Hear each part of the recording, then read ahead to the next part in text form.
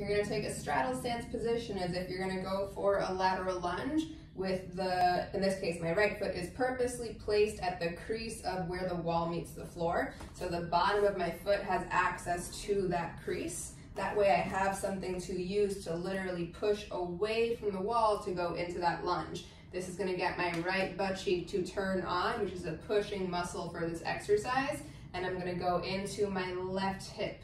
I'm gonna slowly start to push away from the wall so that my hips go to the left. They're also going back because I am hinging at the hip a little bit. This foot, very important that you have outer heel pressure plus ball the big toe so it gives you a diagonal support. You're gonna feel that that allows you to get deeper into the hip. You'll feel a stretch in the back of the left butt. Very important that we don't want to feel the stretch too much on the side. That could be because you're going too far to the outside. We're not in line with that foot anymore. We want to drive this hip back. Once you do that, you will feel that it's easier to maintain outer heel plus ball the big toe. You'll feel this thigh bone spinning outward, but you'll feel the shin bone spinning inward with that foot support. We don't want this. We want that foot to help us get into the position. Once you're there, you're still gonna keep that right foot driving into the wall as if you're maintaining the effort. Right hand's gonna reach down so that right shoulder blade glides around the ribs. And then we're gonna own into the stretch. So it should be in the very back of that left butt pocket. You're gonna do breaths here. So when you exhale, keep that foot pressure, use that right foot to push. Exhale. Reach down toward that foot to help you turn more to the left. When you inhale, I want you to feel your weight shifting back as far back to the heel, but not losing ball of the big toe. Breathe in. You'll feel expansion on this right chest wall. Exhale again. Reach down more, that'll help you rotate. Keep that right foot driving. As you breathe in, drive the air into that back of the butt stretch.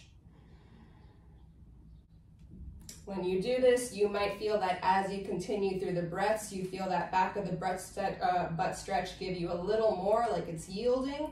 Might not feel like more of a stretch, it might, but it might feel like a lengthening or an opening. What we are after is getting this guy back here. If this is the back of the pelvis and this is your left, we're lunging to get this space to open. So that's really what you're feeling. It's not just glutes, a lot of other deeper tissues in there in the pelvic floor, but we're looking for these bones to give us some room. So from the back side, if I'm lunging to my left, it's gonna look roughly like this. So we have that foot pressure, we have outer heel plus ball of the big toe. We're not here on the heel, we're outside of the heel with ball of the big toe. And then we have this butt in line with the knee and the foot. If you are here, we don't have it yet, we have to be in line with that foot. This is why this hip is higher and further back, and this hip is forward and further down. You're gonna wanna start with a slightly narrower stance if you're used to using wider stances, because the end position should be the middle of our bodies over that foot that we're lunging to. So middle of the body means nose, breastbone, belly button, zipper of the pants, over, lined up with the knee, the ankle, the foot, the big toe. If you're not there, or if you're too wide, you're not gonna be able to put the middle of your body over that side, so very important. Start with a slightly narrower stance than you're used to, and you can calibrate the distance as you progress through the exercise. Also be sure that when you're going into that lunge, you are going only as far as your hip allows you to. So for me, this is all I have at the hip. So my torso angle is based on how much I can actually get into my hip.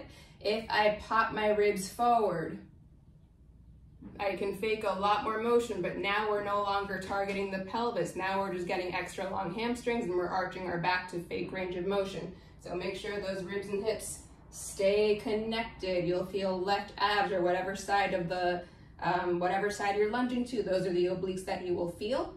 Make sure that it is only at the hip, and we're not trying to go into a squat, we're trying to drive back. So we are doing a backward weight shift to help this part open up.